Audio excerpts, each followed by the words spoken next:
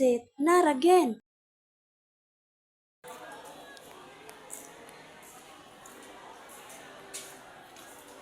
What's wrong, Regine? You look like you've seen a ghost. I can find my homework in creative writing. Mr. Pono is going to kill me. It's due today. You lost your homework?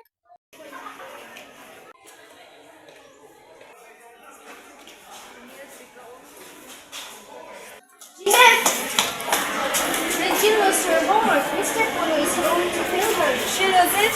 Oh no, everyone's going to fail. Donette, we're all going to fail creative writing. Regine lost her homework.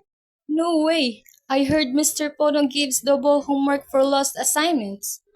Christine, Regine's getting double homework because she lost hers.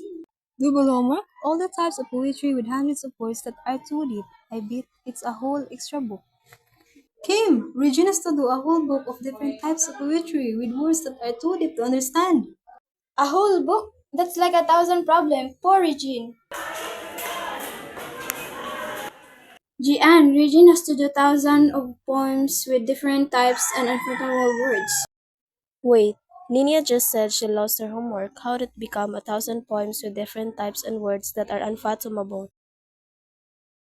Bianca, Regine lost her homework, but now everyone's saying she has to do 1,000 extra of it.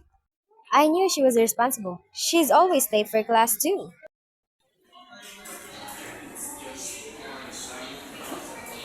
Sherman, Regine's in trouble because she's irresponsible.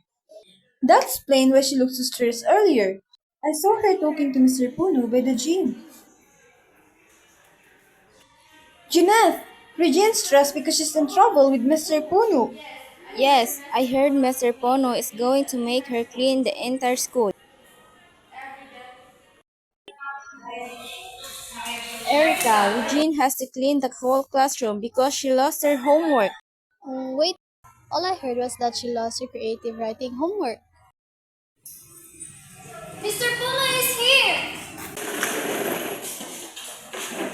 What's all this commotion about? I just lost my creative homework, sir. Eugene, just try to find it. If you can, come see me after this class. Goodbye. See, it wasn't that bad.